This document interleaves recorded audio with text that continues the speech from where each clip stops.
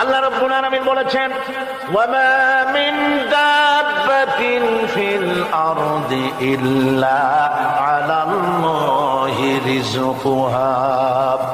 এই পৃথিবীর বুকে এমন কোন বিচরণশীল জীব নাই যে জীবের রিজকের দায়িত্ব আমি আল্লাহ আমার নিজ হাতে গ্রহণ করি নাই। সব জীবের রিজকের চাবি আমার হাতে। কার হাতে? তাহলে ভয়টা কিসের? আপনার একটা পেট, তাই নিয়ে এত চিন্তা। অথচ এই পৃথিবীতে আল্লাহ পাক বলেন অসংখ্য প্রাণী আছে যাদের কোনো সঞ্চয় নাই। শকুন, শকুনের মরা গরু অনেকগুলি ব্যাংকে জমা আছে নাকি? কবে কোথায় একটা মরা গরু পাইছে আর খোঁজ নাই, খবর নাই। ওগুলা কি না খাইয়া মরতে দেখছেন রাস্তায় পথে ঘাটে? সুবহানাল্লাহ। অসংখ্য প্রাণী এভাবে দুনিয়া আছে। আল্লাহ রাব্বুল আলামিন বলেন যাদের কোনো সঞ্চয় নাই, যারা কোনো সঞ্চয় করে না, এ ধরনের সাপগুলি, শিয়ালগুলি, বাঘগুলি, পাখিগুলি, জলচর প্রাণী, স্থলচর প্রাণী আর অন্তরিক্ষে মহাশূন্যে উড়ে বেড়ায় যে সব প্রাণী, এ ধরনের শত সহস্র কোটি কোটি প্রাণী, তারা সকাল বেলায় খালি পেট নিয়ে বেরিয়ে যায়। খালি পেট নিয়ে সকাল বেলায় বেরিয়ে গেল, আবার সন্ধ্যায় যখন বাসায় ফেরে সমস্ত প্রাণীগুলির পেট আল্লাহ রাব্বুল আলামিন ভরে দেন। সুবহানাল্লাহ। একটা প্রাণীও খালি পেটে বাড়ি ফেরে না। সুবহানাল্লাহ, সুবহানাল্লাহ। অথচ তাদের কিন্তু জন্ম নিয়ন্ত্রণের ব্যবস্থাও নাই।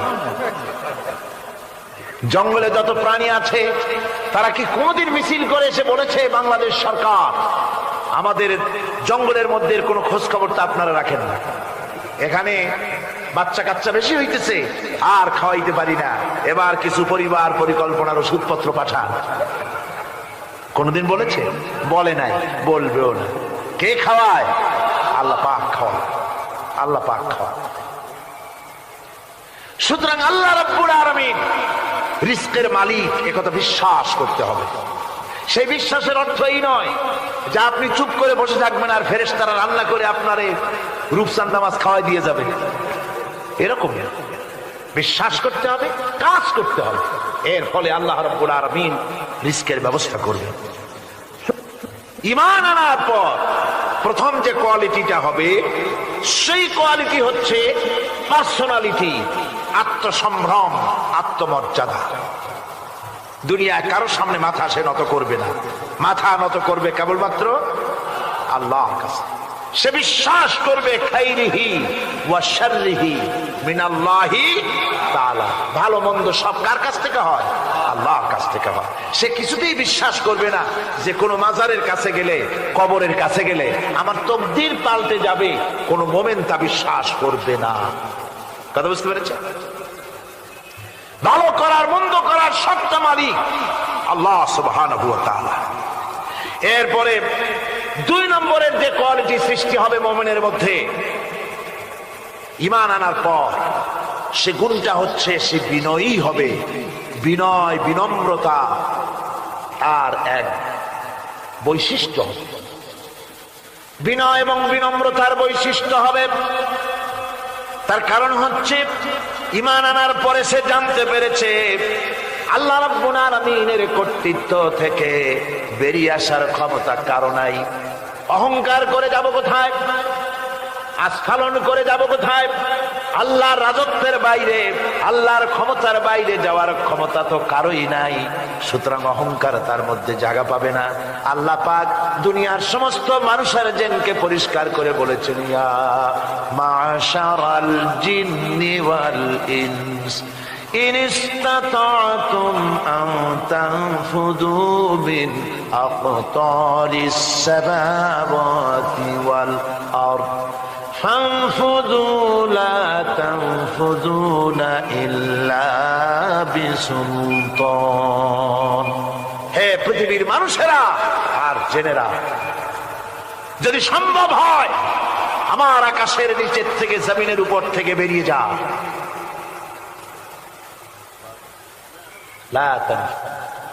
বেরিয়ে যেতে পারবে না। আমি আকাশ এবং জমিন থেকে যদি সম্ভব করতে পারো বেরিয়ে যা। আর যদি কোনো আকাশ থাকে তার নিচে যা, আর যদি কোনো জমিন থাকে তার উপরে যাও। এমন দেশ যদি পাও যেখানে আমার আলো ছাড়া কোনো আলো আছে, আমার বাতাস ছাড়া কোনো বাতাস আছে, আমার চাঁদ সূর্য ছাড়া কোনো চাঁদ সূর্য আছে, যাও সেখানে। আল্লাহ রাব্বুল আলামিন বলেন নাই এরকম যাওয়ার কোনো উপায় নাই। আমি আল্লাহ রাব্বুল আলামিন আকাশ আর জমিন দিয়ে প্যাকেট করে রেখেছি, আটকায় রেখেছি। আমার রাজত্ব থেকে, আমার ক্ষমতা থেকে, আমার কর্তৃত্ব থেকে বেরিয়ে যাওয়ার ক্ষমতা কোনো মানুষের নাই, কোনো জেনের নাই, কোনো প্রাণীর নাই। সুবহানাল্লাহ। মানুষ হচ্ছে অহংকার কিসের হবে? তোমরা হচ্ছ ফকির। আল্লাহ পাক বলছেন ওয়াল্লাহুল গনিয়্যু ওয়া আনতুমুল ফুকারা। আল্লাহ হচ্ছেন গনি। আল্লাহ কি? গনি, বেনিয়াস, বেপরোয়া। ফাআলুন বিমা ইউরিদ, যা খুশি তাই করে, কারো মুখাপেক্ষী তিনি নন। কোরআনে কারীমে রব্বুল আলামিন বলেছেন নবী আপনি আমার ব্যাপারে, আমার গুণাবলীর ব্যাপারে বলুন। কুল হুয়াল্লাহু আহাদ, পড়েন সবাই। কুল হুয়াল্লাহু আহাদ আল্লাহুস সামাদ লাম ইয়ালিদ ওয়া লাম ইউলাদ ওয়া লাম ইয়াকুল লাহু কুফুয়ান আহাদ। আল্লাহ পাক বলেন বান্দারে, ও আমার নবী আপনি বলুন আল্লাহ পাক এক এবং একক, তিনি নিরঙ্কুশ, তিনি বেনিয়াস, তিনি কারো মুখাপেক্ষী নন, তিনি কাউকে জন্ম দেন নাই, তাকেও কেউ জন্ম দেয়নি। আকাশ এবং জমিনে আল্লাহর সমকক্ষ কেউ নাই। তোমরা হচ্ছ ফকির আর আমি আল্লাহ হচ্ছে বেনিয়াস। লিল্লাহি মা ফিস সামাওয়াতি ওয়া মা ফিল আরদ, আকাশে যা আছে জমিনে যা আছে সব আল্লাহ। সব কার? আল্লাহ পাকের।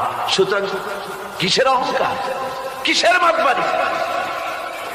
মানুষ পেছনের কথা ভুলে যায়, মুঠেই চিন্তা করে না। একটু আগে যারা ক্ষমতায় ছিল আজকে তারা ক্ষমতা হারা, আজকে যারা ক্ষমতায় এলো তারা আবার ক্ষমতা মস্তদে বসে দুনিয়ার সব বিপদাপদ ভুলে যায়। কি করে আরো বেশি লুটপাট করা যায়, আরো বেশি মানুষকে শোষণ করা যায়, মানুষ এই চিন্তাই করে। অহংকারে, ক্ষমতার দর্পে ফেটে পড়ে, চিন্তা করে না পেছনের কথা। আল্লাহ রাব্বুল আলামিন বলেন যারা নাকি মুমিন বান্দাদের বিনয় এবং বিনম্রতা তাদের মধ্যে সৃষ্টি হয়ে যাবে, তার কারণ হলো আল্লাহ পাক বলেছেন ওয়ালা তামশি ফিল আরদি মারহান ইন্নাকা লান তাখরিকাল আরদা ওয়া লান তাবলুগাল জিবালা তুলা। ওয়ালা তামশি ফিল আরদি মারহান, আমার জমিনের উপরে অহংকার করে পা ফেলো না। তুমি কি পারবে অহংকার করে আমার জমিনটাকে ফাটাই দিতে? কি বলেন, পারা যাবে? অহংকার করে জমিনের উপরে লাথি মারেন জোরে, জমিন ফাটবে? ফাটবে না, আপনার পা ছিঁড়ে যাবে। আপনি কি পারবেন অহংকার করে পাহাড়ের উচ্চতা লাফ দিয়ে ছাড়াই যেতে পারবেন? তাও পারবেন। সুতরাং আল্লাহ পাকের উপরে ঈমান আনলে পরে তাদের মাথা এভাবে নত হয়ে যায়, অহংকার তাদের মধ্যে জায়গা পায় না। অহংকার কিসের? কিসের অহংকার তোমার? মানুষ তার জন্মের কথা, কোরআনে কারীম বলে মানুষ কি তার জন্মের কথা স্মরণ করে না? তোমার তো এমন অবস্থা ছিল দুনিয়ায় উল্লেখযোগ্য বিষয়বস্তু হিসাবে তুমি পরিগণিত ছিলে না। তুমি হচ্ছ, তোমার জন্মের উৎস কথা হচ্ছে এক ফোঁটা নাপাক পানি, এমন নাপাক পানি যা শরীর থেকে নির্গত হলে পরে গোসল করা ওয়াজিব হয়ে যায়। এমন এক ফোঁটা নাপাক পানি যার জন্মের উৎস, তার আবার অহংকার কিসের? পৃথিবীতে অহংকার যারাই করলো আল্লাহ পাক তাদেরকে ভালো করে দেখায় দিলেন। নমরুদকে দেখায়ছেন, ফেরাউনকে দেখায়ছেন, যুগের ছোট ছোট নমরুদ ফেরাউন যেখানে যেখানে খুঁজে খুঁজে ফেরাউন হয়েছে আল্লাহ সকলকেই দেখিয়ে দিয়েছেন। দেন নাই? দেখিয়ে দিয়েছেন। সুতরাং মাথা নিচু করে চলতে হবে, বিদ্যার বড়াই করা চলবে না। কত লেখাপড়া করেছো তুমি? এমএ পাস করেছো, তাতে কি হয়েছে? সবে মাত্র বর্ণবোধ পড়েছো, জ্ঞানের রাজ্যে পা ঢুকিয়েছো, এখনো কিছু শেখনি। টাইটেল পাস করেছো তো কি হয়েছে? কদ্দুর শিখেছো?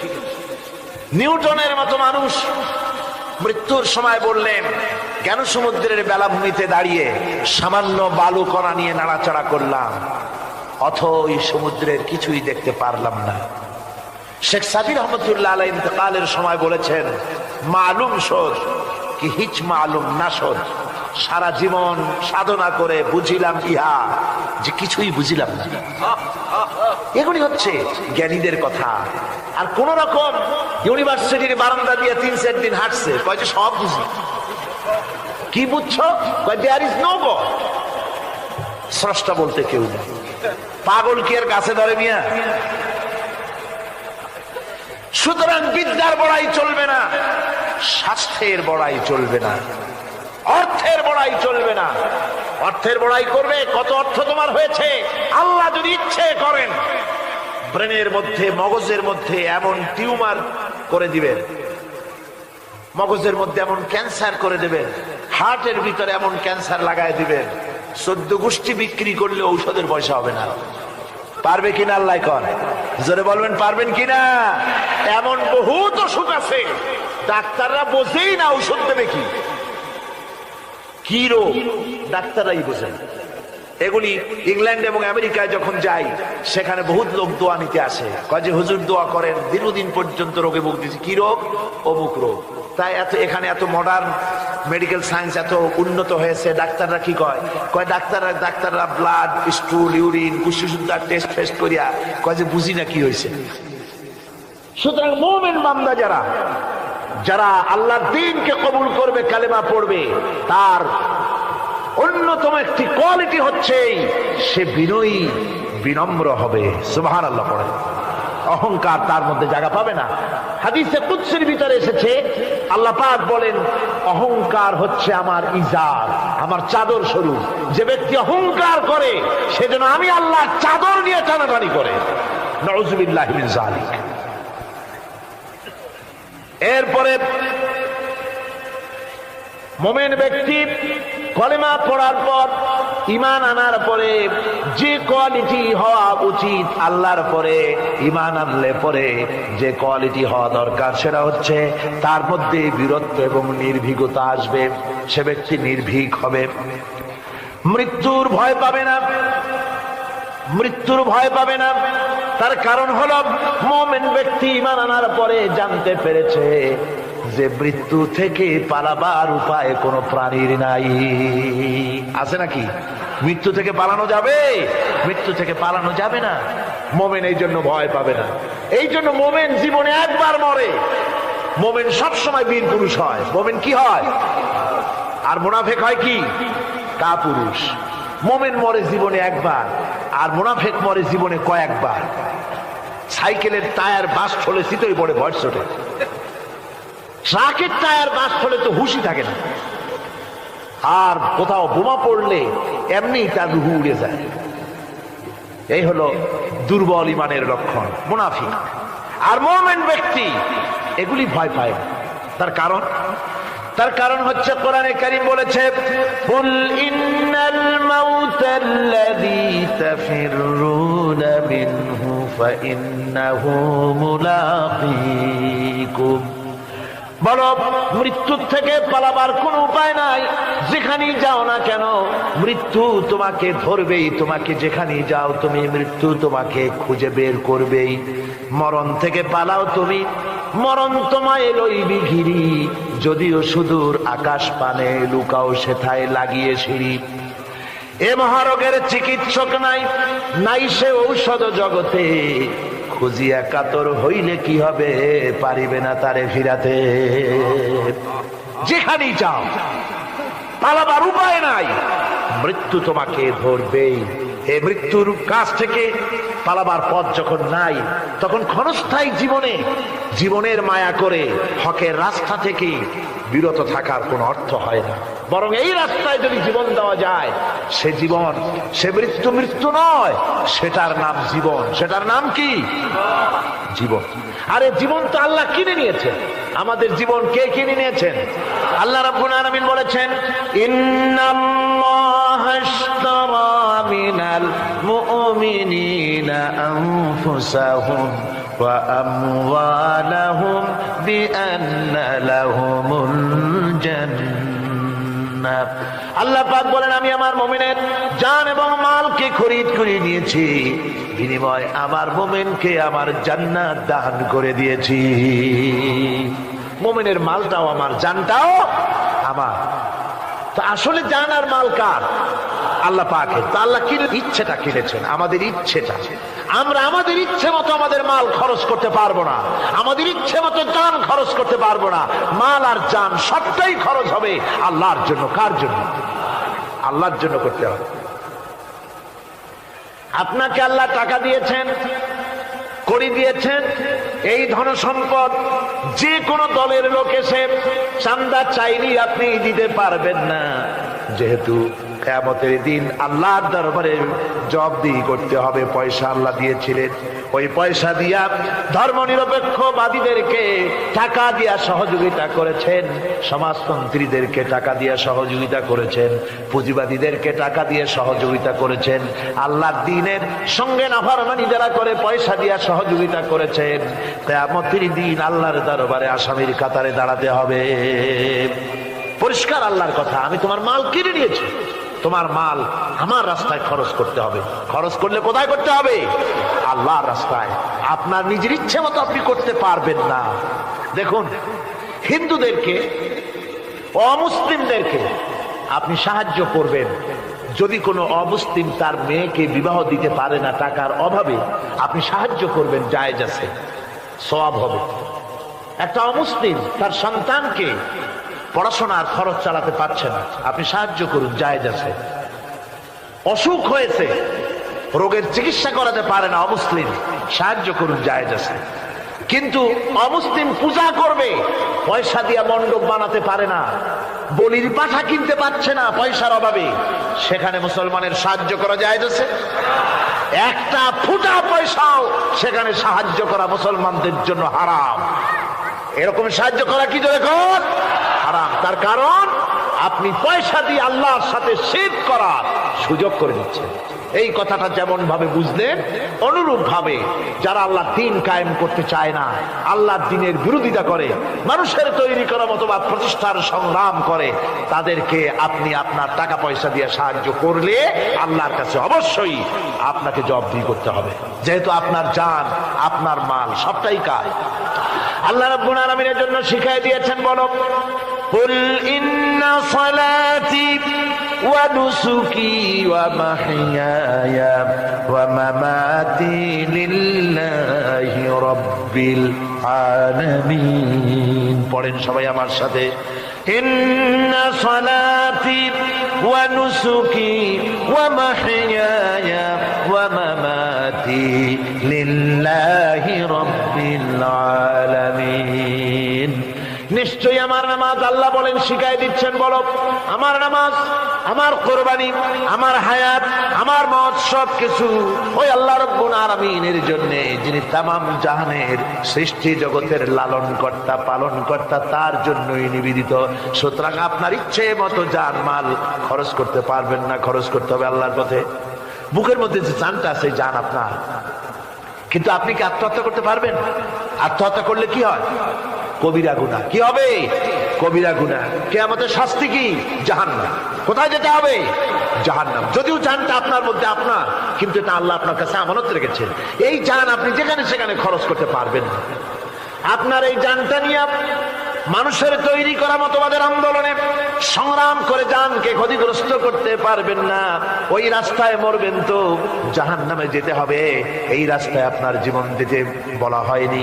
আপনার জান আর মাল সবটা খরচ করতে হবে আল্লাহ রাব্বুল আলামিনের জন্য, যেহেতু আমাদের জান মালের বিনিময়ে আল্লাহ রাব্বুল আলামিন আমাদেরকে জান্নাতের ওয়াদা করেছেন। মুমিন ব্যক্তির এই কোয়ালিটি হবে, মুমিন ব্যক্তি, সে ব্যক্তি, তার মনের মধ্যে এই চিন্তা হবে, কেউ আমাকে ক্ষতি করতে পারবে না, আমাকে কেউ মারতে পারবে না। ওয়ামা হুম বিদাররিনা বিহি মিন আহাদিন ইল্লা বিইذনিল্লাহ। আল্লাহর বিনা হুকুমে আমার এক গাছা পশম কেউ বাঁকা করতে পারবে না। এটাই মুমিনের ঈমান হওয়া উচিত। শুধু তাই নয়, মুমিনের কলিজার ভিতরে এ ধরনের সাহস থাকবে, বিশ্বাস থাকবে। ওয়ামা কানা লিনাফসিন আন তামুতা ইল্লা বিইذনিল্লাহি কিতাবাম মুআজ্জালা। কোন প্রাণী তার নির্ধারিত সময়ের আগে কেউ তাকে মারতে পারবে না। আল্লাহ পাক যে সময় নির্ধারণ করেছেন ওই নির্ধারিত সময়ের আগে কারো মৌত হবে না। নির্ধারিত সময়ের আগে কারো মৌত হবে না। কোরআনে কারীমে ভিন্ন জায়গায় আল্লাহ বলেন, কুল লাউ কুনতুম ফি বুয়ুতিকুম লাবারাযাল্লাযীনা কুতিবা আলাইহিমুল কাতলু ইলা মাদাজিহিম। আল্লাহ পাক বলেন, নবী বলুন, ভাগ্যে যদি নিহত হওয়া থাকে, ভাগ্যে যদি নিহত হওয়া থাকে, সে যদি তার নিজের বিছানায়ও থাকে, ওই বিছানা থেকে তাকে বেরিয়ে যেতে হবে, মৃত্যুর জায়গায় তাকে পৌঁছে যেতে হবে। কেউ রক্ষা করতে পারবে না। মৌত যখন আসবে অবশ্যই মৃত্যুর কাছে তাকে যেতেই হবে। আমার বন্ধু, মনে পড়ছে সেই দার্শনিকের কথা। একজন দার্শনিক নৌকায় চড়ে যাচ্ছে কোথাও, তো নৌকায় চড়ে যাচ্ছে, দার্শনিক একা, মাঝি নৌকা বাঁধছে। দার্শনিক মানুষ তো, মাথার মধ্যে দর্শন গিজগিজ গিজগিজ করছে, কথা বলার লোক পায় না। এখন মাঝির সাথেই কথা বলার সিদ্ধান্ত নিল। শেষ পর্যন্ত বলল, রে মাঝি, কত বছর নৌকা চালাও? তা তো বহুত বছর, জীবনটাই কাটাই দিলাম। তা ভূগোল চেনো? ভূগোল কখনো দেখেছো? কই যে না, ভূগোল আমি দেখবো কোথাতে, আমি হলাম গরিব মানুষ, এগুলি ধনীদের কাম, তারা হয়তো খায় টায়, আমি ভূগোল দেখিও নাই খাইও নাই। বলে আশ্চর্য কথা, ভূগোল মানুষে খায় নাকি? জীবনটা তো চাইরে নেই, নষ্ট করে ফেলাইছে। মাঝি দাঁতগুলো বাইর করে দিয়ে বলতেছে, স্যার হইতেও পারে। কিছুক্ষণ পর দার্শনিক বলছে, এই বেটা, দর্শন বোঝো? স্যার খামোখাই শরম দিচ্ছেন, এ সমস্ত বড় লোকের খাবার, ওগুলি আমার সামনে বলে লাভটা কি? আমরা গরিব মানুষ, এগুলি আমরা কোনোদিন দেখিও নাই, খাইও নাই। দার্শনিক বলছে, বেটা বেওকুফ, দর্শন মানুষে বুঝি খায়? তোর জীবন আটা নাই মিশা। মাঝি কয়, হইতেও পারে। এবার দার্শনিক বলছে, এই বেটা, কিছুই তো জানো না, খালি দাব বাইর করো, ইতিহাস চেনো? মাঝি বলছেন, স্যার এইবার একটা কথা বলছেন যেটার সাথে কিছুটার মিল আছে, আমি খাইছি। সেটা হচ্ছে, বাপ গরিব ছিলেন, কিন্তু মাঝে মধ্যে শীতের মৌসুমে পাতিহাঁস জবাই করে আমরা খাইতাম, আর বিবাহের সময় শ্বশুর বাড়ির রাজহাঁস জবাই করে খাওয়াইছিল, কিন্তু ইতিহাস তো খাই নাই, ওইটা কোথায় পাওয়া যায়? দার্শনিক বলছে, বেকুব বেটা, ইতিহাস আর পাতিহাঁস বুঝি এক? তোর জীবন তো বারো নাই মিশা। মাঝি কয়, হইতেও পারে। কিছুক্ষণ পর উত্তর দিকে কালো মেঘ উঠেছে, আকাশ থমথমে ভাব, নদীর ভিতরে তুফান সৃষ্টি হয়েছে। মাঝি বলছে, স্যার সাঁতার জানেন? কয় যে না মাঝি, সাঁতার তো জানি না। মাঝি কয়, স্যার ভূগোল, দর্শন, ইতিহাস, 3 সাবজেক্টে আমার জীবন 12 আনা মিশা। এখন তো দেখি এক সাবজেক্টে 16 আনাই মিশা আপনার। আমার তো 4 আনা আছে, 12 আনা ফের 4 আনা তো আছে, ওই 4 আনা দিয়ে আমি সাতরায় কেনারায় উঠে যাব, আর ইতিহাস, দর্শন, পাতিহাস খাইয়ে ডুবে মরমিয়া। এবার দার্শনিক বলছে, আরে মাঝি, মানুষকে এরকম নৌকো ডুবে মরে নাকি? কয় মরে না, আমার বাপ এই নৌকার মাঝি ছিল, তারপরে এই নৌকা বাইতে বাইতে আমার বাপ এই নৌকার মধ্যে মরছে ডুবে। আচ্ছা, তোমার দাদা? আমার দাদাও মাঝি ছিল, এই নৌকা বাইতে গিয়ে সেও মরছে। তোমার নানা? আমার নানাও এরকম নৌকা বাই এরকম মাঝি হয়ে মরছে। দার্শনিক কয়, তুমি তো দারুণ বেহায়া, যে নৌকায় তোমার বাপ মরলো, দাদা মরলো, সেই ব্যবসা তুমি ছাড়তে পারো নাই, তুমি তো দারুণ বেহায়া। মাঝিরও বুদ্ধি কম না। মাঝি কয় যে, স্যার আপনার বাপ জিন্দা আছেন? কয় না মারা গেছেন। কোথায় মরছে? ঘরের মধ্যে খাটের উপরে চিত হইয়া আরামসে মারা গেছেন। আপনার দাদা? বলে তিনিও ঘরের মধ্যে বাস, ওইখানেই ঘরের মধ্যেই মারা গেছেন খাটের উপরে। আপনার নানা? উনিও ঘরের মধ্যে চিত হয়ে আরামসে মারা গেছেন। মাঝি কয় যে আপনিও তো বেশরম কম না, যে ঘরের মধ্যে আপনার দাদা মরলো, নানা মরলো, গোষ্ঠী মরলো, সেই ঘরটা তো এখন আপনি সারতে পারেন নাই। এর দ্বারা মাঝি বুঝাইতে চাইল এই কথা, দার্শনিক সাহেব, মৃত্যুর জন্য সময় হলো আসল কথা। সময় যখন এসে যাবে, সে যে জায়গায় হোক, মৃত্যু তাকে ছাড়বে না। মৃত্যু যখন আসবে, জায়গায় পৌঁছতে হবে। আর সময় যখন আসবে, এক মুহূর্ত আগে পিছু করা হবে না। মউত আসার সাথে সাথে আজরাইল তার সামনে এসে যাবে, এক মুহূর্ত বাঁচতে পারবে না। সুতরাং মুমিন ব্যক্তি, তার দিলের মধ্যে মৃত্যু সম্পর্কে কোন ধরনের ওই ধরনের চিন্তা থাকবে না। পরান্ডা নিয়ে কোন রকম নিবাসী এরকমের চিন্তা থাকবে না। জীবন আল্লাহ দিয়েছেন, আল্লাহ নিবেন, সময় আসলে এক মুহূর্ত দেরি করা হবে না। সুতরাং সেই জীবনটা যিনি দিয়েছেন, তার রাস্তায় যাওয়ার জন্যই সে তৈরি থাকবে। এটা হলো মুমিনের কোয়ালিটি। আমার বন্ধুগণ, এরপরে মুমিনদের ভিতরে আরেকটা জিনিস হবে, সেটা হচ্ছে মুমিন কখনো হতাশ হবে না, নিরাশায় তার মন ভেঙে যাবে না। হতাশা মুমিনের কলিজাকে কখনো ছোট করে দিবে না, আন্দোলন থেকে তাকে বিরত রাখবে না। অন্ধকার দেখবে, চতুর্দিকে অন্ধকার মেঘাচ্ছন্ন, চতুর্দিক থেকে মেঘ জমে আসতেছে, মনে হবে যেন আর ফজর হবে না। কিন্তু একটু পরে দেখা যাবে এই মেঘের ঘনঘটা দূর হয়ে গিয়ে সকালবেলায় আকাশে আবারও সূর্য উদিত হয়েছে, ঠিক না? সুতরাং মুমিনের হতাশ হওয়ার কোনো কারণ নাই। হতাশ হয় কারা? কোরআনে কারীমের মধ্যে বলা হয়েছে, ওয়ামান ইয়াকনাতু মির রাহমাতি রাব্বিহি ইল্লা যাল্লুন। কেবলমাত্র পথভ্রষ্ট লোকেরাই, কেবলমাত্র গোমরাহ লোকেরাই তারাই নিরাশ হয়, হতাশ হয়। ঈমানদার লোক কখনো হতাশ হয় না। তার ঈমানে, তার আশায় বুক বেঁধে সাহসের সঞ্চার করে দেয়। কারণ সে তো জানে, আল্লাযী খালাকানি ফাহুয়া ইয়াহদিন, আল্লাহ আমাকে সৃষ্টি করেছেন, আমার হেদায়েত তিনি দিয়েছেন, পথ তিনি দেখিয়েছেন। আল্লাযী হুয়া ইউতঈমুনি ওয়া ইয়াসকিন, আমি যখন ক্ষুধার্ত হই, ওই আল্লাহই আমাকে খাওয়ান। আমি যখন তৃষ্ণার্ত হই, তখন আল্লাহই আমাকে পান করান।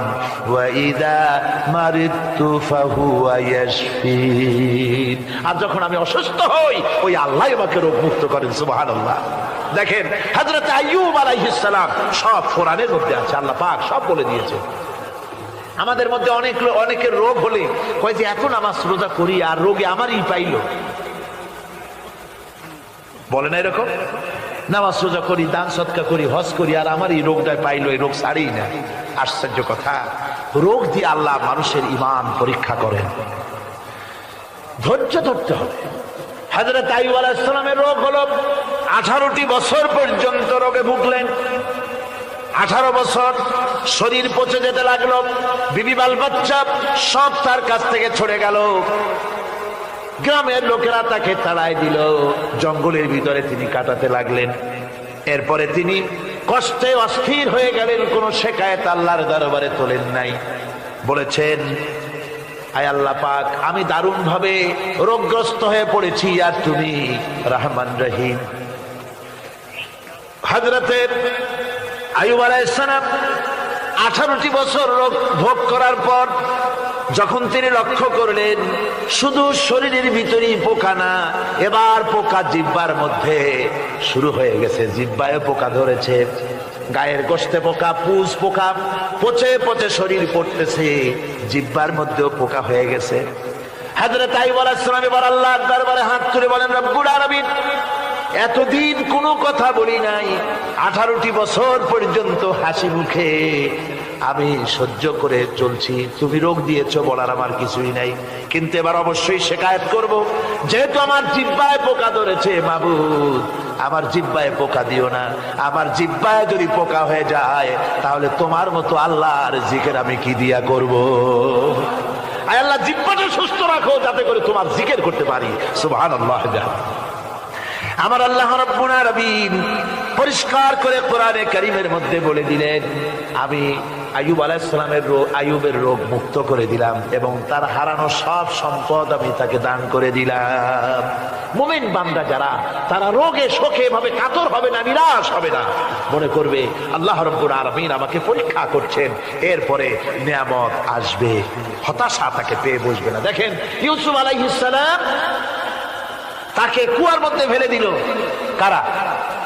ভাইরা কুয়ার মধ্যে ফেলে দিল। কুয়ার মধ্যে ফেলানো হয়েছে। ভাইরা মনে করলো এটা মরণ কুয়া, এটা মৃত্যু কূপ, এখানে ইউসুফ আলাইহিস সালাম শেষ হয়ে যাবে। কিন্তু ওই 11 ভাইরা জানতো না এটা মৃত্যু কুয়া নয়, এটা হচ্ছে একদিকে কুয়ার মুখ আর একদিকে মিশরের সিংহাসন। এটা কেনানের কুয়ার মধ্য থেকে ইউসুফ আলাইহিস সালাম ঢুকলেন। এটা একটা টানেল, সুড়ঙ্গ পথ। কুয়ার এক মাথা দিয়ে ঢুকলেন, আর এক মাথা দিয়ে মিশরের সিংহাসন দখল করলেন। সুবহানাল্লাহ। আল্লাহ কোথা থেকে কোথায় নিয়ে গেলেন। হযরতে ইয়াকুব আলাইহিস সালাম সন্তানের শোকে অস্থির হয়ে গেলেন, সন্তানের শোকে অস্থির হয়ে গেলেন, কিন্তু তিনি নিরাশ হন নাই, হতাশ হন নাই। তিনি বলেছেন ফাসাবরুন জামিল আসাল্লাহু আইয়াতিয়ানি বিহিম জামিআন ইন্নাহু হুয়াল আলিমুল হাকীম। ফাসাবরুন জামিল, আমি উত্তম ধৈর্য ধারণ করব এবং আমি আশা করি অতি শীঘ্র আল্লাহ রাব্বুল আলামিন আমার যা আমি হারিয়েছি আমাকে আল্লাহ পাক মিলাই দিবেন। সুবহানাল্লাহ বিহামদি। আর আল্লাহ পাক হযরত ইয়াকুব আলাইহিস সালামের কাছে হযরত ইউসুফকে মিলাই দিলেন। সুবহানাল্লাহ বিহামদি। সুতরাং মুমিন ব্যক্তি কখনো নিরাশ হবে না, হতাশা নিরাশায় তার মন ভেঙে দেবে না। দেখা যাচ্ছে ইসলামী আন্দোলন আর বুঝি রইল না, বুঝি শেষ হয়ে গেল। চতুর্দিক থেকে বন্য হায়নারা অস্ত্র নিয়ে, বিদেশি টাকা নিয়ে, সম্পদ নিয়ে চতুর্দিক থেকে হামলা শুরু করেছে, আর বাঁচার পথ নাই। ইসলামী আন্দোলন বুঝি শেষ না। মুমিন যারা, তারা হতাশায় ভোগে না। কি বলেন? হতাশায় ভোগে? মোটেই হতাশায় ভোগে না। তারা মনে করে নিশ্চয়ই এর ভেতরে রয়েছে কল্যাণ। এর মধ্যে কি রয়েছে? আমরা দেখতে পাই হযরত ইউনূস আলাইহিস সালাম মাছে তারে গিলে ফেলে দিল। হতাশায় তিনি হার্ট ফেল করেন নাই।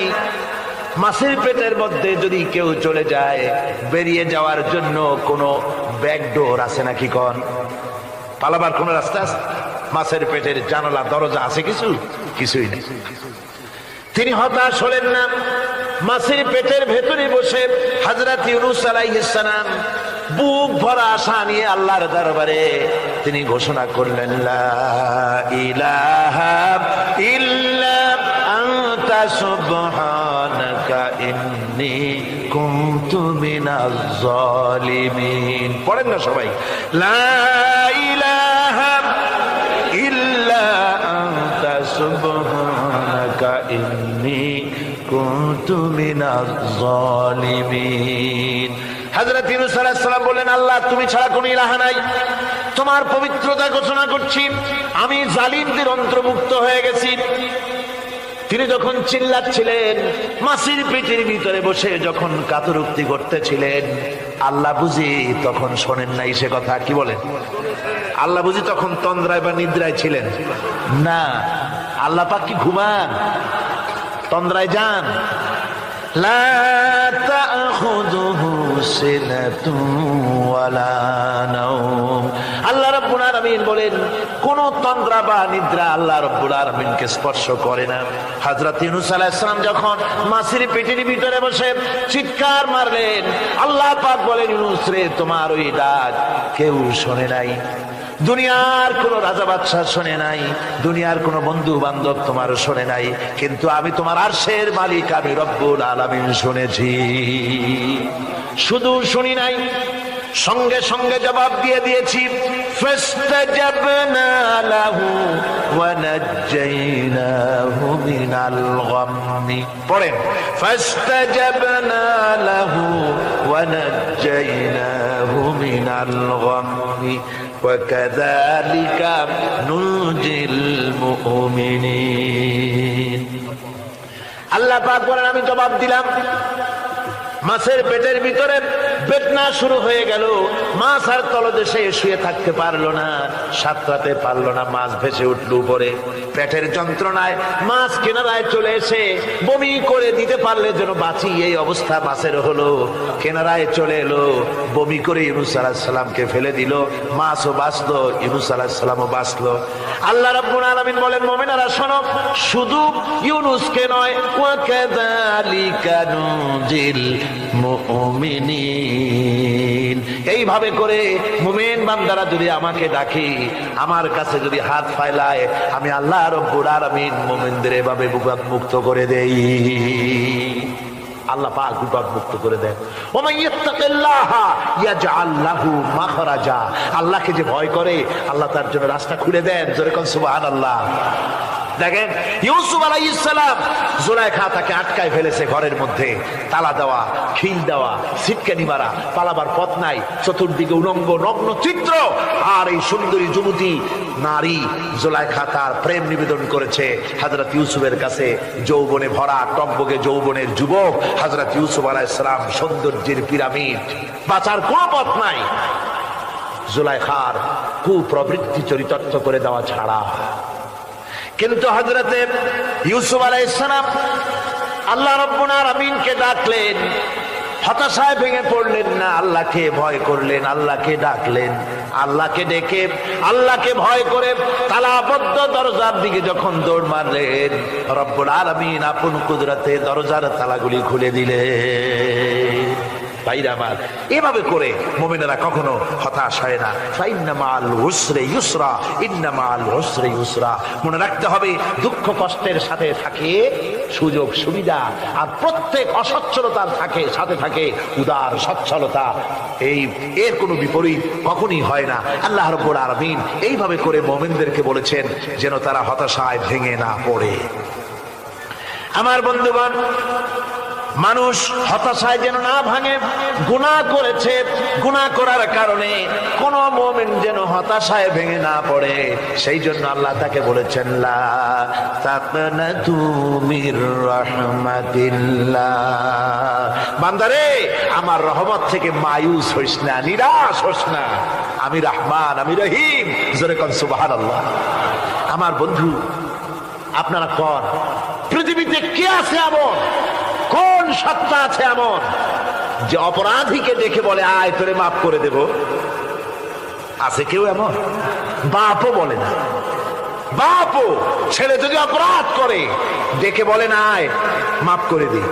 অবশ্য মন চায় ছেলে মাফ চাক, তাহলে মাফ করে দিবে। মাফ না চাও পর্যন্ত বাপেও ডাকে না, মাও ডাকে না যে অপরাধ করেছিস আয় মাফ করে দি। জোরে বলেন, কেউ বলে? আকাশ ও জমিনে একমাত্র মেহেরবান সত্তা আমার রব্বুল আলামিন। মানুষ যখন গুনাহ করে রব্বুল আলামিন বলে বান্দারে গুনাহ করেছিস আমার সামনে আয়, গুনাহ মাপ চা, চোখের পানি ফেলাম। যত বড় গুনাহ তোর হোক না কেন আমি রব্বুল আলামিন তোর গুনাহ খাতাকে মাফ করে দেব। কিভাবে মাফ করব? মানুষ যদি কোনো অন্যায় করে, অপরাধ করে, চুরি করে, ডাকাতি করে, পুলিশ তাকে অ্যারেস্ট করে, থানায় তার নাম লেখা হয়ে যায়, কয়েক বছর জেল খাটার পরে মুক্ত হলো, কিন্তু থানার ব্ল্যাক লিস্টে দাগি খাতায় যে নাম থাকলো ওই নাম কাটা যায় না। আবার অপরাধ করলো, আবার জেল হলো, আবার মুক্ত হলো, থানায় আরেকবার নাম লেখা হলো। যতবার অপরাধ করবে ততবার থানায় নাম লেখা যাবে, জেল খাটবে, জরিমানা দেবে, কিন্তু কালো খাতা থেকে তার নাম মোছা হবে না। আল্লাহ রাব্বুল আলামিনের অফিসের কাণ্ড ভিন্ন। কোন মানুষ যদি অপরাধ করে, গুনাহ করে যদি রব্বুল আলামিনের দরবারে বিনীতভাবে মাপ চায়, আল্লাহ রাব্বুল আলামিন বলেন শুধু গুনাহ মাফ করি না, গুনার খাতা থেকেও নামটা আমি আল্লাহ তোমার মুছে ফেলে দেই। গুনাহ আমার কাছে মাপ চাও, আমি আমাকে ডাকো, আমি তোমার কাছে আছি। وَإِذَا سَأَلَكَ عِبَادِي عَنِّي فَإِنِّي قَرِيبٌ। আল্লাহ পাক বলে বান্দা যখন আমাকে ডাকে আমি বান্দার একদম নিকটে। তার ঘাড়ের চাইতেও নিকটে। ওয়া নাহানু আকরাবু ইলাইহি মিন হাবলিল ওয়ারিদ। আমি আমার বান্দার সারা যে রগের উপরে তার মাথা, এর থেকেও আমি আমার বান্দার বেশি নিকটে। সুবহানাল্লাহ পড়ে। আমি তোমার কাছে, আমার কাছে মাপ চাও, যত বড় গুনাহ হোক।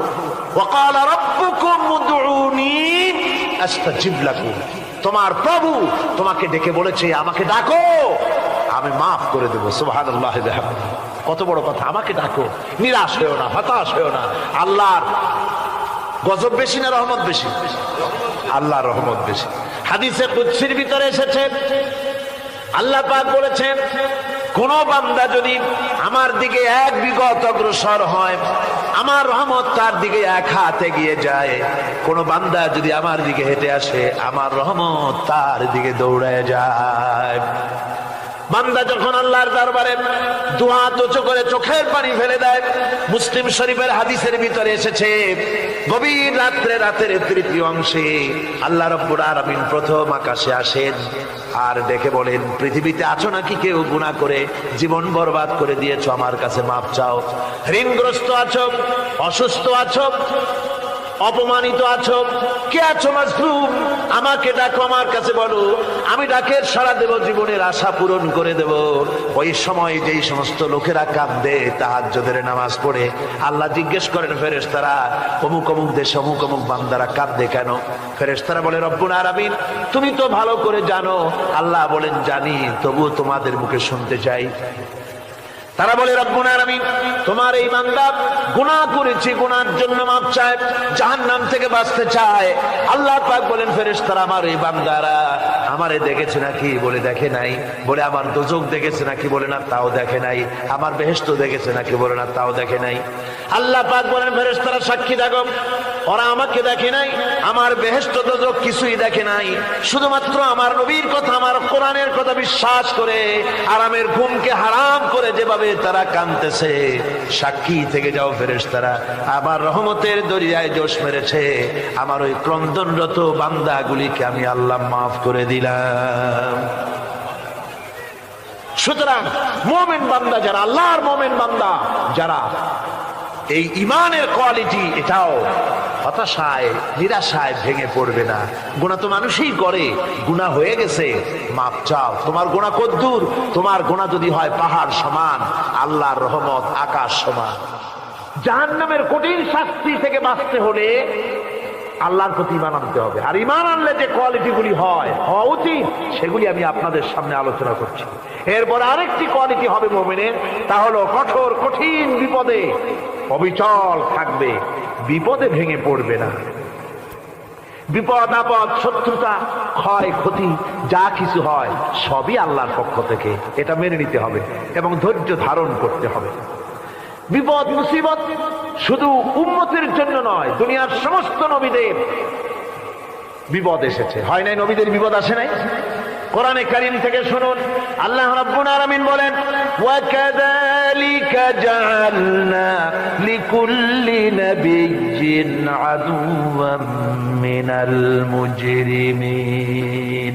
আল্লাহ পাক বলেন, এমনি করে আমি সকল নবীদের শত্রু বানিয়ে দিয়েছি, সব পাপিষ্ঠ আর অপরাধ প্রবণ লোকদেরকে। প্রত্যেক যুগে নবীদের শত্রু ছিল, প্রত্যেক যুগে নবীদের কি ছিল? শত্রু ছিল। সে শত্রু কারা ছিল? আল্লাহ পাক বলছেন, নবীদের শত্রু ছিল পাপিষ্ঠ আর অপরাধ প্রবণ লোক, এরাই ছিল নবীদের দুশমন। রাসূলগণের অবস্থা যদি এই হয়, তাহলে তার উম্মত, ওই দিনের ধারক বাহক যারা, তাদের বুঝি বিপদ আপদ হবে না? নাকি হবে কিনা? তো ইসলামের বিরোধিতা যারা করে, কোরআনের পরিভাষায় বলা হয়েছে ইসলামের দুশমন, নবীদের দুশমন। দুনিয়ার সব পাপিষ্ঠ আর অপরাধ প্রবণ লোকেরাই ইসলামের দুশমন হয়, নবীদের দুশমন হয়। আজও দেখেন, আজও তাকিয়ে দেখেন, ইসলামী আন্দোলনের বিরোধিতা যারা করে তারা পাপিষ্ঠ চরিত্রের কিনা, তাকায় দেখেন, খুঁজে দেখেন, সর্বত্র খুঁজে দেখুন, খুঁজে দেখুন। যারা ইসলামী আন্দোলনের বিরোধিতা করে যারা ইসলামকে মিটিয়ে দেওয়ার চেষ্টা করতেছে, যারা ইসলামকে মৌলবাদ বলে, ইসলামকে সাম্প্রদায়িক বলে। কোরআনে কারীমের কথা কত স্পষ্ট যে নবীদের দুশমন হয়, ইসলামের দুশমন হয় মুজরিম লোকেরা, অপরাধ প্রবণ আর পাপিষ্ঠ লোকেরা। আজও আমরা দেখতে পাই এই শ্রেণীর লোকেরা পাপিষ্ঠ এবং সবচেয়ে সমাজের নিকৃষ্ট ধরনের চরিত্রহীন লোক। নামাজ নাই। আপনি খুঁজে দেখেন ইসলামী আন্দোলনের বিরোধিতা যারা করছে, যারা নেতৃত্ব দিচ্ছে, নামাজ নাই, রোজা নাই, চরিত্র নাই, হজ নাই, যাকাত নাই, মদ, জুয়া, জেনা, ব্যভিচার ইত্যাদিতে লিপ্ত। চেহারা দেখলে ছেলেপেলেরা 2 গ্লাস পানি খায় ভর ছোটে। কথা ঠিক কিনা কর? এই হলো অবস্থা। মারে কেন? মুমিনদেরকে, পয়গম্বরদেরকে, সাহাবীদেরকে এবং ঈমানদারদেরকে মারে কেন? তার কারণ হচ্ছে আল্লাহ রাব্বুল আলামিন বলেছেন, ওয়া মা নাকামু মিনহুম ইল্লা আইয়ুমিনু বিল্লাহিল আজিজিল হামিদ। কাফিররা ঈমানদার লোকদেরকে অন্য কোন অপরাধী নির্যাতন চালায় না, নির্যাতন চালায় শুধু এই কারণে যেহেতু মুমিন লোকেরা পরাক্রমশালী, আল্লাহ রাব্বুল আলামিনের দ্বীনকে কায়েম করতে চায়, তার উপরে ঈমান এনেছে, এই কারণেই তারা মারে। ঠিক কিনা কর? যুগে যুগে নবীদের উপরে, সাহাবীদের উপরে যে অত্যাচার হয়েছে, সে অত্যাচার এই কারণেই হয়েছে, অন্য কোনো কারণে নয়। এই কঠিন বিপদে অবিচলতা এবং ধৈর্যের দৃষ্টান্ত নবীগণ পেশ করেছেন পৃথিবীর বুকে। আমরা দেখেছি ইব্রাহিম আলাইহিস সালামকে আগুনে ফালানো হয়েছে, আছে না কোরআন শরীফে? আমি কিন্তু গল্প করতেছি না, সব কোরআনের কথা। কিসের কথা? ইব্রাহিম আলাইহিস সালামকে আগুনে ফালানো হচ্ছে। অপরাধ কি? অপরাধ হচ্ছে হযরত ইব্রাহিম আলাইহিস সালাম দাওয়াত দিয়েছেন, লা ইলাহা ইল্লাল্লাহ। জোরে পড়েন, লা ইলাহা ইল্লাল্লাহ, লা ইলাহা, লা ইলাহা ইল্লাল্লাহ মুহাম্মাদুর রাসূলুল্লাহ। হযরত ইব্রাহিম আলাইহিস সালাম দ্বীনের দাওয়াত দিয়েছেন, এক আল্লাহর দাওয়াত দিয়েছেন, ঈমানের দাওয়াত দিয়েছেন। আর কোন অপরাধ ছিল না। নমরুদ সহ্য করতে পারলো না। কোরআনে কারীমের মধ্যে সব কথাগুলি আল্লাহ পাক এই জন্য বিধৃত করেছেন, এই জন্য কোরআনে কারীমের মধ্যে সব কথা উঠায় দিয়েছেন, যাতে করে মুমিনেরা বিপদ আসলে পরে যেন ঘাবড়ে না যায়। ইব্রাহিম আলাইহিস সালামকে আগুনে ফালানো হচ্ছে। ফেরেশতা বলছে, ইব্রাহিম তোমারে আগুনে ফালায় দেওয়া হতেছে, আমার কাছে সাহায্য চাও, আমার কাছে ক্ষমতা আছে, আগুনগুলো উঠাইয়া নমরুদের বংশ জ্বালায় দেব। হযরত ইব্রাহিম ফেরেশতার কাছে সাহায্য চাইছিলেন নাকি? তিনি বললেন, ফেরেশতা তোমার কাছে সাহায্য কেন চাইব? আমি তো এমন কোন অন্ধ আল্লাহর ইবাদত করি না যেই অন্ধ স্রষ্টা তার গোলামের দুঃখ দুর্দশা না দেখেন। আমি তোমার কাছে সাহায্য চাইব না। হযরত ইব্রাহিম আলাইহিস সালাম পাশ করলেন। কি বলেন, পাশ করছেন না? ঈমানের পরীক্ষায় পাশ। আগুনের মধ্যে হযরত ইব্রাহিমকে যখন ফেলানো হচ্ছে, রব্বুল আলামিন আগুনের প্রতি নোটিশ করে দিলেন, ইয়া নারু কুনি বারদাও ওয়া সালামান আলা ইব্রাহিম। আগুন আমার ইব্রাহিমের জন্য শান্তিদায়ক, ঠান্ডা হয়ে যা। এখন কি আর আগুনের বাপের ক্ষমতা আছে ইব্রাহিমের পোড়ানো? আর ক্ষমতা নাই। আমার বন্ধুগণ, ইব্রাহিম আগুনের ভিতরে আরামে বসা আছেন, আর ওদিকে নমরুদ বসে বসে দেখতেছে দূর থেকে। ইব্রাহিম তো জ্বলে না, গায়ের মধ্যে আগুন জ্বলে গেল। ডাক দিয়া কয়, আগুন তোর হলো কি? কেন জ্বালাইতে পারিস না আমার দুশমন রে? হলোটা কি তোর? তোর কি জ্বালানো শক্তি বন্ধ হয়ে গেল নাকি? আগুনের ভিতর থেকে জবাব এলো, নমরুদ রে, আমার ভিতরে জ্বালানো শক্তি আছে কি নাই যদি প্রমাণ করতে চাও, টেস্ট করতে চাও, তুই নিজে আয়, তোরে শুদ্ধ তামাম দুনিয়া জ্বালাই দিতে পারি, ইব্রাহিমের এক গাছা পশমও জ্বালাই দিতে পারি না। তার কারণ হচ্ছে আমি হচ্ছি মাখলুক, আল্লাহ হচ্ছেন খালিক। আল্লাহ আমাকে বলেছেন না জ্বালাতে, তুমি 1000 বার বললেও আমি ইব্রাহিমকে জ্বালাইতে পারবো না। কোরআনে কারিমে ঘটনা বলে মুমিনদেরকে সাহস দেওয়া হচ্ছে, মুমিনেরা দ্বীনের কাজ করতে গিয়ে বিপদ আবাজ আসবে, ইমানের দাবি হলো বিপদ আসবে, আর বিপদ আসলে ঘাবড়ায় যেও না, মুসিবতে পড়ে চিন্তায় পেরেশানে হয়রান হয়ে যেও না। বিশ্বকবি আল্লামা ইকবাল কি সুন্দর করে বলেছেন, আজ ভি হো জু ইব্রাহিম কা ইমা पैदा आग कर सकती है एक अंदाज गुलिस्तान पैदा। ইব্রাহিমের ইমান যদি আজিও কোথাও হয় বিদ্যমান, করতে পারেন অগ্নিকুণ্ডে খুবসুরত এক গুলিস্তান। আজও যদি আগুনের ভিতরে কোন নমরুদ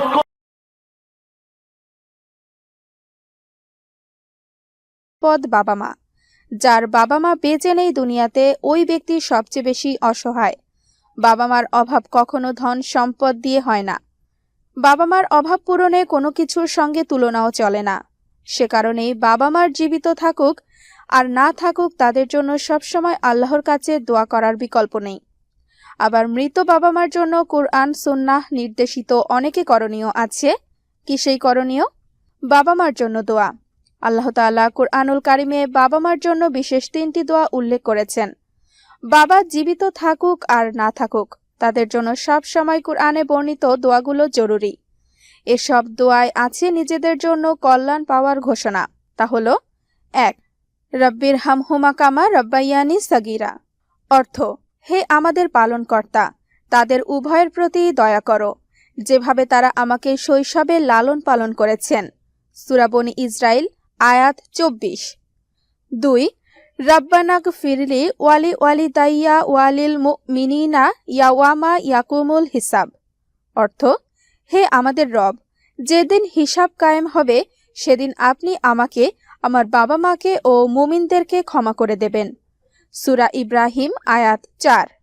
রব্বিগফিরলি ওয়ালি ওয়ালিদাইয়া ওয়ালিমান দাখালা বাইতিয়া মুমিনাও ওয়ালিল মুমিনিনা ওয়াল মুমিনাত ওয়ালা তাজিদিজ যালিমিনা ইল্লা তাবারা। অর্থ, হে আমার রব, আমাকে, আমার বাবা মাকে, যে আমার ঘরে ঈমানদার হয়ে প্রবেশ করবে, তাকে এবং মুমিন নারী পুরুষকে ক্ষমা করুন, আর আপনি জালিমদের ধ্বংস ছাড়া আর কিছুই বাড়িয়ে দেবেন না। সূরা নূহ আয়াত 28। বাবা মার জন্য করণীয়। দুনিয়ার সবচেয়ে মধুময় শব্দ বাবা ও মা। শব্দ দুটির কোনো পরিমাপ বা তুলনা হয় না, কেননা প্রতিটি বাবা মা সন্তানের জন্য যে অকৃত্রিম ভালো ও শ্রম দেন তা পরিমাপ করার কোনো উপায় নেই। সে কারণে বাবা মার জন্য সন্তানের রয়েছে বেশ কিছু করণীয়। তা হলো 1. বাবা মার জন্য দান সৎকাহ করা। বাবা মা বেঁচে থাকতে সন্তানের যত্ন নিতে গিয়ে কিংবা কোনো কারণে দান সৎকাহ করে যেতে পারেননি, অথবা বেঁচে থাকলে হয়তো আরো বেশি দান সৎকাহ করতেন, সেজন্য বাবা মার পক্ষ থেকে সন্তানের উচিত বেশি বেশি দান করা। হাদিসে এসেছে, হযরত আয়েশা রাদিয়াল্লাহু তাআলা আনহা বর্ণনা করেছেন, এক ব্যক্তি রাসূলুল্লাহ সাল্লাল্লাহু আলাইহি ওয়াসাল্লামের কাছে এসে বলল, হে আল্লাহর রাসূল, হঠাৎ করে আমার মা মারা গেছেন এবং কোনো ওয়াসিয়ত করে যেতে পারেননি। আমার মনে হয় তিনি যদি কথা বলতে পারতেন তাহলে ওয়াসিয়ত করে যেতেন। এখন আমি যদি তার পক্ষ থেকে সদকাহ করি তাহলে কি তিনি এর সওয়াব পাবেন? উত্তরে তিনি বললেন, হ্যাঁ। সুতরাং বাবা মার জন্য সদকায়ে জারিয়া করাই উত্তম। তা হতে পারে পানির কূপ খনন করা, নলকূপ বসানো, দ্বীনি মাদ্রাসা প্রতিষ্ঠা, কুরআন শিক্ষার জন্য মক্তব ও প্রতিষ্ঠান তৈরি করা, স্থায়ী জনকল্যাণমূলক কাজ করা ইত্যাদি কাজ করা। 2. বাবা মার জন্য রোজা রাখা। বাবা মা জীবিত নেই, যদি তাদের কোনো মানতের বা কাজা রোজা থাকে তবে তাদের পক্ষ থেকে এ রোজা পালন করার নির্দেশ রয়েছে হাদিসে। এতে তাদের মানতের ও কাজা রোজা আদায় হয়ে যাবে। এছাড়াও সন্তানরা তাদের উদ্দেশ্যে যে কোনো দিনে রোজা রাখতে পারেন।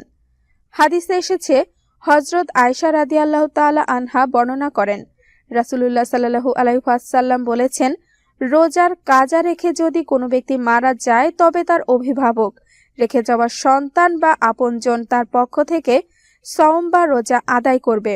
বুখারী। তবে অনেক ইসলামিক স্কলার বাবা মার জন্য সন্তানের রোজা রাখার বিষয়ে শুধু ফরজ ও ওয়াজিব রোজা রাখার বিষয়টি নির্ধারণ করেছেন, নফল রোজা রাখার ব্যাপারে কোনো প্রমাণ যায়নি বলে মন্তব্য করেছেন। 3. বাবা মার জন্য হজ ও ওমরাহ করা। বাবা মার পক্ষ থেকে হজ ও ওমরাহ করা। বাবা মার উদ্দেশ্যে হজ ও ওমরাহ করলে তা আদায় হয়ে যাবে। হাদিসে এসেছে, হযরত ইবনে আব্বাস রাদিয়াল্লাহু আনহু বলেছেন, জুহাইনা গোত্রের এক নারী রাসূলুল্লাহ সাল্লাল্লাহু আলাইহি ওয়াসাল্লামের কাছে এসে বললেন, আমার মা হজের মান্নত করেছিলেন, তবে তিনি হজ করার আগেই ইন্তেকাল করেছেন। আমি কি তার পক্ষ থেকে হজ করতে পারি? রাসূলুল্লাহ সাল্লাল্লাহু আলাইহি ওয়াসাল্লাম বললেন, তার পক্ষ থেকে তুমি হজ আদায় করো। তুমি এ ব্যাপারে কি মনে করো যে যদি তোমার মার ওপর কোনো ঋণ থাকতো তাহলে তুমি কি তা আদায় করতে না? সুতরাং আল্লাহর হক হজের মান্নত আদায় করে দাও, কেননা আল্লাহর হকই সবচেয়ে বেশি আদায়যোগ্য। বুখারী। তবে বাবা মার পক্ষ থেকে হজ আদায় করার আগে নিজের হজ বা ওমরাহ আদায় করতে হবে। নিজের হজ ওমরাহ আদায়ের পর বাবা মার পক্ষ থেকে হজ ও ওমরাহ আদায় করবে। 4. বাবা মার জন্য কুরবানি। মৃত বাবা মার জন্য সওয়াবের উদ্দেশ্যে বাবা মার পক্ষ থেকে সন্তানরা কুরবানি করতে পারবে, তাতে তারা সওয়াবের অধিকারী হবে। হাদিসে এসেছে, হযরত আয়েশা রাদিয়াল্লাহু আনহা বর্ণনা করেন, রাসূলুল্লাহ সাল্লাল্লাহু আলাইহি ওয়াসাল্লাম কুরবানি করার জন্য 2 শিং বিশিষ্ট দুম্বা আনতে আদেশ দেন, যেটি কালোর মধ্যে চলাফেরা করত। সেটির পায়ের গোড়া কালো ছিল, কালোর মধ্যে শুইত, পেটের নিম্নাংশ কালো ছিল, আর কালোর মধ্য দিয়ে দেখত, চোখের চারিদিকে কালো ছিল। সেটি আনা হলে তিনি আয়েশা রাদিয়াল্লাহু আনহাকে বললেন, ছুরিটি নিয়ে এসো। তারপর বললেন, ওটা পাথরে ধার দাও। আমি, হযরত আয়েশা, ধার দিলাম। পরে তিনি সেটি নিলেন এবং দুম্বাটি ধরে শোয়ালেন। অতঃপর সেটা জবেহ করলেন এবং বললেন, আল্লাহর নামে জবাই করছি। হে আল্লাহ, তুমি মুহাম্মদ পরিবার ও তার উম্মতের পক্ষ থেকে এটা কবুল করে নাও। এরপর এটা কুরবানি করেন। মুসলিম। 5. বাবা মার ওয়াসিয়ত পূরণ করা। বাবা মা যদি ইসলামের শরীয়ত সম্মত কোনো ওয়াসিয়ত করে যান তবে তা পূরণ করা সন্তানের ওপর আবশ্যিক। হাদিসে এসেছে, হযরত শারিদ রাদিয়াল্লাহু আনহু বর্ণনা করেন, তার মা তাকে তার মায়ের পক্ষ থেকে একজন মুমিন দাসী আজাদ করার জন্য ওসিয়ত করে যান। তিনি রাসূলুল্লাহ সাল্লাল্লাহু আলাইহি ওয়াসাল্লামের কাছে উপস্থিত হয়ে বললেন, হে আল্লাহর রাসূল, আমার মা তার মৃত্যুর সময় তার পক্ষে একজন মুমিন দাসী আজাদ করার জন্য ওসিয়ত করে গেছেন। এখন আমার কাছে হাবশের নুবিয়া অঞ্চলের একজন দাসী আছে। এরপর আগের হাদিসে অনুরূপ বর্ণিত হয়েছে, তা হলো, তখন রাসূলুল্লাহ সাল্লাল্লাহু আলাইহি ওয়াসাল্লাম বললেন, তাকে আমার কাছে নিয়ে আসো। রাবি বলেন, তখন আমি তাকে নিয়ে আসো। রাসূলুল্লাহ সাল্লাল্লাহু আলাইহি ওয়াসাল্লাম তাকে জিজ্ঞাসা করেন, আল্লাহ কোথায়? সে বললেন, আসমানে। এরপর তিনি জিজ্ঞাসা করেন, আমি কে? সে বলে, আপনি রাসূলুল্লাহ সাল্লাল্লাহু আলাইহি ওয়াসাল্লাম। তখন রাসূলুল্লাহ সাল্লাল্লাহু আলাইহি ওয়াসাল্লাম বললেন, তাকে আজাদ করে দাও, হে মুমিন। আবু দাউদ। 6. বাবা মার বন্ধু বান্ধবীদের সম্মান করা। বাবা মার বন্ধু বান্ধবীদের সঙ্গে ভালো ব্যবহার করা, উত্তম আচরণ করা, সম্মান করা এবং তাদেরকে দেখতে যাওয়া ও তাদের জন্য হাদিয়া উপহার নিয়ে যাওয়া। হাদিসে এসেছে, হযরত আব্দুল্লাহ ইবনে ওমর রাদিয়াল্লাহু আনহু বর্ণনা করেন, মক্কার এক রাস্তায় আব্দুল্লাহ ইবনে ওমর রাদিয়াল্লাহু আনহুর সঙ্গে এক বেদুইনের দেখা হলো। আব্দুল্লাহ রাদিয়াল্লাহু আনহু তাকে সালাম দিলেন এবং তিনি যে গাধার পিঠে আরোহণ করতেন সে গাধাটি তাকে আরোহণের জন্য দিয়ে দিলেন। তিনি তার মাথায় পাগড়িটিও তাকে দান করলেন। তখন উপস্থিত আব্দুল্লাহ ইবনে দিনার রহমাতুল্লাহি আলাইহি তাকে বললেন যে আমরা তাকে বললাম, আল্লাহ আপনার কল্যাণ করুন, বেদুইনরা তো অল্পেই সন্তুষ্ট হয়ে যায়, এত দেওয়ার প্রয়োজন কি ছিল? তখন হযরত আব্দুল্লাহ ইবনে ওমর রাদিয়াল্লাহু আনহু বললেন, এই ব্যক্তির বাবা ওমর ইবনুল খাত্তাব রাদিয়াল্লাহু আনহুর বন্ধু ছিলেন। আর আমি রাসূলুল্লাহ সাল্লাল্লাহু আলাইহি ওয়াসাল্লামকে বলতে শুনেছি যে কোনো ব্যক্তির সর্বোত্তম নেকির কাজ হচ্ছে তার বাবার বন্ধুর সঙ্গে সহমর্মিতার সম্পর্ক বজায় রাখা। মুসলিম। 7. বাবা মার আত্মীয়দের সঙ্গে সুসম্পর্ক রাখা। বাবা মার আত্মীয়দের সঙ্গে সুসম্পর্ক বজায় রাখা সন্তানের একান্ত দায়িত্ব ও কর্তব্য। হযরত আব্দুল্লাহ ইবনে ওমর রাদিয়াল্লাহু আনহু থেকে বর্ণিত হাদিসে বিশ্বনবী বলেছেন, যে ব্যক্তি তার বাবার সঙ্গে কবরে সুসম্পর্ক প্রতিষ্ঠা করতে ভালোবাসে সে যেন বাবার মৃত্যুর পর তার ভাইদের সাথে সুসম্পর্ক রাখে। ইবন হিব্বান। ৮. বাবা মার ঋণ পরিশোধ করা। দুনিয়াতে বেঁচে থাকাকালীন সময়ে বাবা মা কোনো ঋণ করার পর তা পরিশোধ করার আগে মারা গেলে সন্তানের জন্য আবশ্যক বাবা মার ঋণ পরিশোধ করা। কেননা রাসূলুল্লাহ সাল্লাল্লাহু আলাইহি ওয়াসাল্লাম ঋণ পরিশোধ করার বিষয়ে বিশেষ গুরুত্ব দিয়েছেন। হাদিসে এসেছে, হযরত আবু হুরায়রা রাদিয়াল্লাহু আনহু বর্ণনা করেন, রাসূলুল্লাহ সাল্লাল্লাহু আলাইহি ওয়াসাল্লাম বলেছেন, মুমিন ব্যক্তির রূহ তার ঋণের কারণে ঝুলন্ত অবস্থায় থাকে যতক্ষণ না পরিশোধ করা হয়। ইবনে মাজাহ।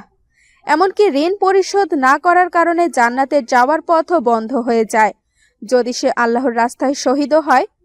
হাদিসে এসেছে, যতক্ষণ পর্যন্ত বান্দার ঋণ পরিশোধ না করা হবে ততক্ষণ পর্যন্ত জান্নাতে প্রবেশ করতে পারবে না। নাসাই, তাবরানী, মুস্তাদরাকে হাকিম। ৯. বাবা মার কাফফারা আদায় করা। শপথ, ভুলকৃত হত্যাসহ যে কোনো কারণে যদি বাবা মার কাফফারা বাকি থাকে তবে তা আদায় করা সন্তানের একান্ত দায়িত্ব ও কর্তব্য। হাদিসে এসেছে, হযরত আবু হুরায়রা রাদিয়াল্লাহু আনহু বর্ণনা করেন, এক ব্যক্তি রাসূলুল্লাহ সাল্লাল্লাহু আলাইহি ওয়াসাল্লামের কাছে গভীর রাত পর্যন্ত দেরি করে ইশার নামাজ পড়ে। এরপর তার পরিবারের কাছে গিয়ে দেখে যে বাচ্চারা ঘুমিয়ে পড়েছে। তার স্ত্রী তার খাবার নিয়ে এলে সে সন্তানদের কারণে কসম করল যে সে খাবে না। পরে তার ভাবান্তর ঘটল এবং সে খেয়ে নিল। তারপর সে রাসূলুল্লাহ সাল্লাল্লাহু আলাইহি ওয়াসাল্লামের কাছে আসে ও তাকে এই ঘটনা বলে। রাসূলুল্লাহ সাল্লাল্লাহু আলাইহি ওয়াসাল্লাম বললেন, যে ব্যক্তি কোনো বিষয়ে কসম করে পরে তার বিপরীতটিকে তা থেকে উত্তম মনে করে সে যেন তা করে ফেলে এবং নিজের কসমের কাফফারা দেয়। মুসলিম। কাফফারার এই বিধান জীবিত মৃত সবার জন্য সমভাবে প্রযোজ্য। যদি কোনো বাবা মার এরকম কোনো কাফফারা বাকি থাকে তবে সন্তানের ওপর তা আদায় করা আবশ্যক। ১০. বাবা মার জন্য ক্ষমা প্রার্থনা করা। বাবা মার জন্য আল্লাহর কাছে বেশি বেশি ক্ষমা প্রার্থনা করা গুরুত্বপূর্ণ আমল। সন্তান বাবা মার জন্য ক্ষমা প্রার্থনা করলে আল্লাহ তাআলা তাদের মর্যাদা বাড়িয়ে দেন। হাদিসে এসেছে, হযরত আবু হুরায়রা রাদিয়াল্লাহু আনহু বর্ণনা করেন, মৃত্যুর পর কোনো বান্দার মর্যাদা বাড়িয়ে দেওয়া হয়। তখন সে বলে, হে আমার রব, আমি তো এত মর্যাদার আমল করিনি, কিভাবে এই আমল এলো? তখন বলা হবে, তোমার সন্তান তোমার জন্য ক্ষমা প্রার্থনা করায় এই মর্যাদা তুমি পেয়েছ। আদাবুল মুফরাদ। ১১. বাবা মার কবর জিয়ারত করা। বাবা মার কবর জিয়ারত করা সন্তানের একান্ত দায়িত্ব ও কর্তব্য। এর মাধ্যমে সন্তান এবং বাবা মা উভয়ই উপকৃত হয়। হাদিসে এসেছে, হযরত সুলাইমান ইবনে বুরাইদা রাহমাতুল্লাহ আলাইহি তার বাবার সূত্রে বর্ণনা করেন, রাসূলুল্লাহ সাল্লাল্লাহু আলাইহি ওয়াসাল্লাম বলেছেন, আমি তোমাদের কবর জিয়ারত করতে নিষেধ করেছিলাম। মুহাম্মদ সাল্লাল্লাহু আলাইহি ওয়াসাল্লামকে তার মায়ের কবর জিয়ারত করার অনুমতি দেওয়া হয়েছে। সুতরাং তোমরা কবর জিয়ারত করো, কেননা তা পরকালের কথা স্মরণ করিয়ে দেয়। তিরমিজি। তবে কবর জিয়ারতকে কোনো দিনকে নির্দিষ্ট না করা উত্তম।